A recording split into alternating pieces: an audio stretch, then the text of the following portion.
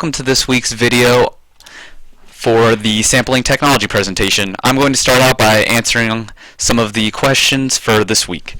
So the main difference between public and private cloud networks is that a private, say a company that you're working for, they own their own data center, they own their own servers in that data center and have the cloud computing resources for themselves, and only people in that company are able to connect to them. That is a private network. And then a public one is where it is a company owns all of the servers and cloud computing resources, and anyone is allowed to connect to them. Your main big public ones are like Heroku, AWS, GCP, Microsoft Azure. So picking what you would actually use, I guess it only really made sense to me that if you actually have access to a private cloud network, say you work for a company that has its own cloud network, then you would use a private one. But if you work for a company that doesn't have its own private network, or you're an individual, you would use a public network because that's all that you have available to you. So how these networks actually charge you varies on the usage of resources.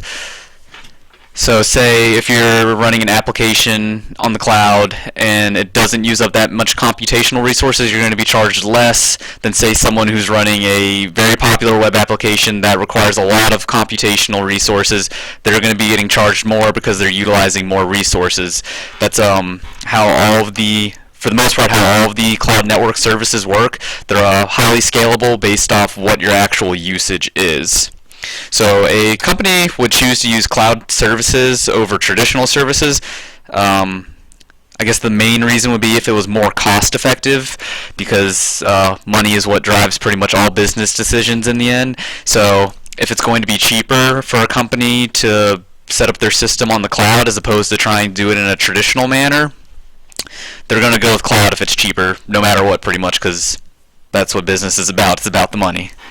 So just getting into some actual demonstration now.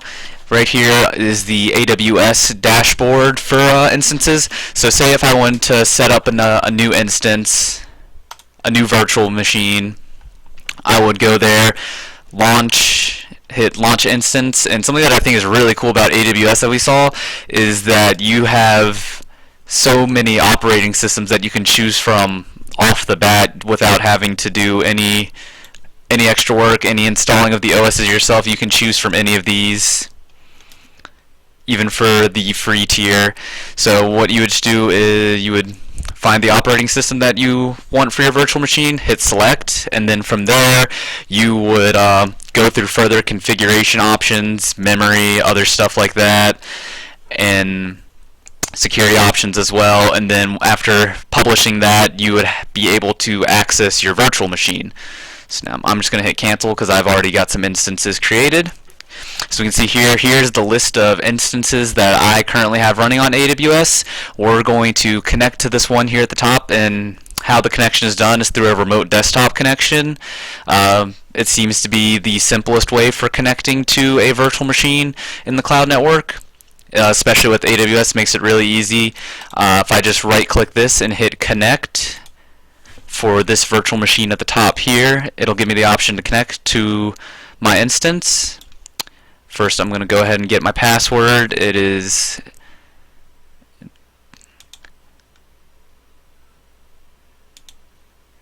I'm going to I'm going to connect. That was an issue right there. Okay, there we go. Sorry about that. So while that's connecting, get that going, drag this over here. Now I will get my password or not my password, but I have to decrypt the file first. Download. Decrypt password. Copy. And now from there I can copy and paste this password into that remote desktop file that I downloaded. And what this is doing now is Microsoft Remote Desktop is connecting into the virtual machine that is being hosted by AWS. So I actually at the moment, at the posting of this video, have not gotten my LampStack application actually running on a live server. That's currently an issue that I'm tackling, but very close to getting around. So now we can see here, I'll explain that in a second, but now we can see here, this is the virtual machine that is being hosted on AWS, and from here it's just like a normal normal computer essentially. But so back to the issues that I was facing with getting it running. The virtual machine instance that I'm running is extremely slow and has a lot of security features enabled that have made it difficult for me to actually get my LampStack application files, the actual code files for it, into this virtual machine. So at the moment I'm really just trying to dabble with the security settings and different configurations for an EC2 instance, and once I have that done, I've got it set up. My plan is to use this XAMPP, which I know isn't good for production environments, but I've found a pretty simple, easy way of getting my application to a live server.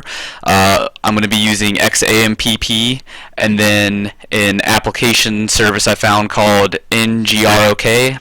I'm not sure if that's ngrok or ngrok, but it's an application that allows port forwarding to a local host. So pretty much you'll be able, even though it's going to be, my application is going to be hosted locally, anyone else is going to be able to connect to it, and that's how I'm planning on getting my application live. But so minimizing out of this, that's really the only big issues I've had, and really just trying to get familiar with the AWS services, because I'm just looking here, there's an extreme amount of services, and even though it's broken down into different topics, the names themselves don't necessarily really give you a good idea of what they're going to be, what those services are for. So I'm really just trying to get a better grasp of what all those are, but I expect to have my application up and running soon and am excited to do so.